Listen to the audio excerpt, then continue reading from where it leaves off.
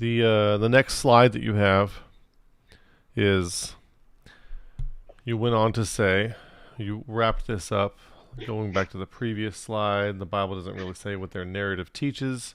It's kind of a joke, the idea that there is any kind of free agency. It's like Kant's view of epistemology. You can only know the phenomenon, not the noumena of an object. So God knows it all, you don't. And if you think you can go up against God, don't forget that he has the final say, a say that seems often to be for no apparent reason and just indicts people for the sin that he himself has orchestrated. He sends people to hell, apparently at the drop of a hat, and this is supposed to bring him glory?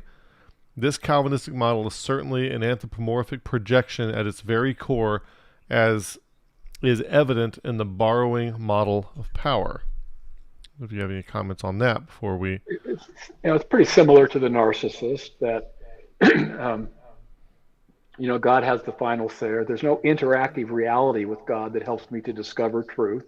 I just have to figure out all the propositions he says in Scripture and realize that they're true. Kant's philosophy was basically to combine rationalistic philosophy with phenomenological experience kinds of knowledge. And Kant argued that there are basic categories in the mind that allow us to interpret what is out there in our world that we're perceiving.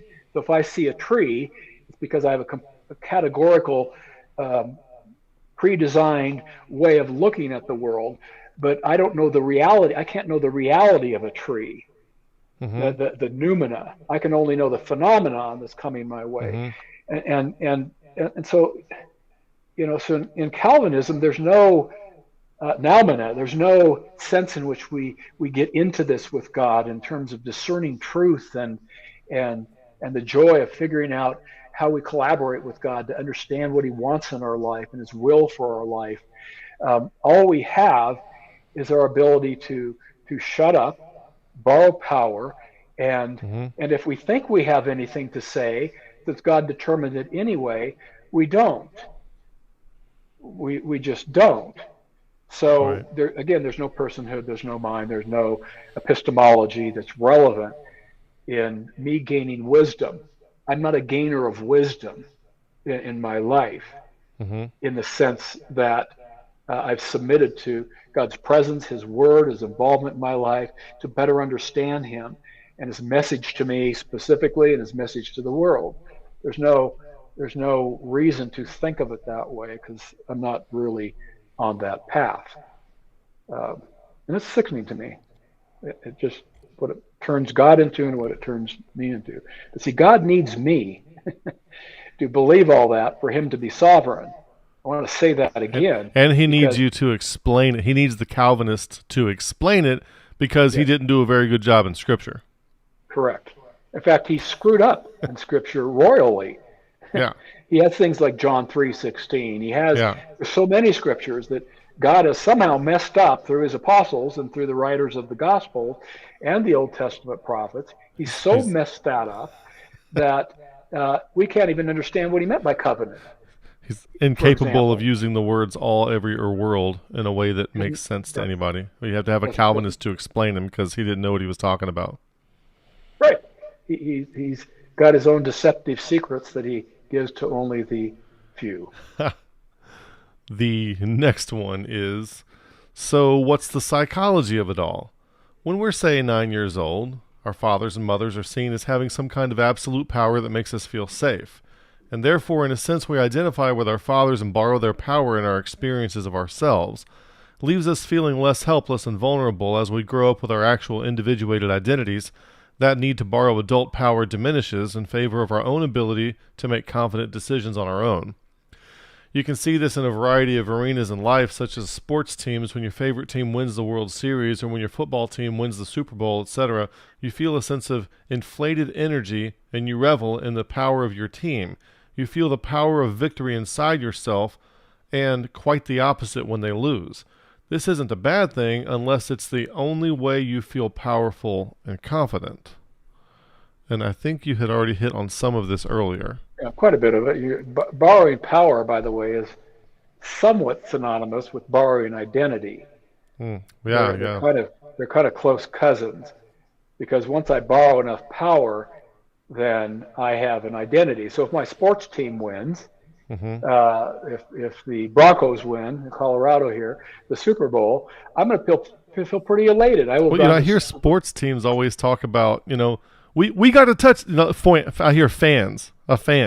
Yeah. Like I'm in Louisiana, I'll hear a Denver Broncos fan in a restaurant somewhere say, "We got another touchdown." I'm like, we, what? Who's the we here? I don't see you getting a touchdown. It's just a kind of we call it in terms of defense mechanisms and things like that, an identificatory mechanism. We identify with somebody long enough to borrow sort of a sense of essence from them. Yeah. So this is part of the difficulty with Calvinism that I would add to it, is that we're not only borrowing power, we're not only borrowing identity, we're borrowing essence. And my essence doesn't come from something outside myself.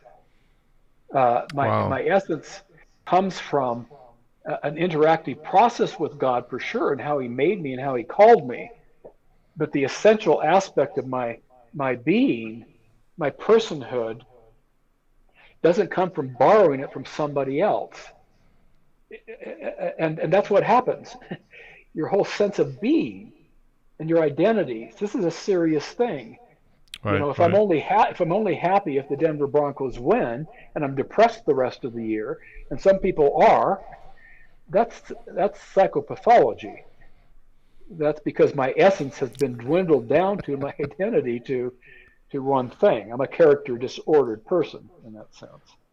Well, I know someone who has an identity disorder, and I was, when I was reading Fowler's Stages of Faith, and I came across how like an adolescent becomes individuated because of their relationships that they get in early adolescence. That it all ties together. That identity is important, and these things aren't just stuff that we can pretend doesn't exist. It's all the devil's domain. We'll sweep it under the rug.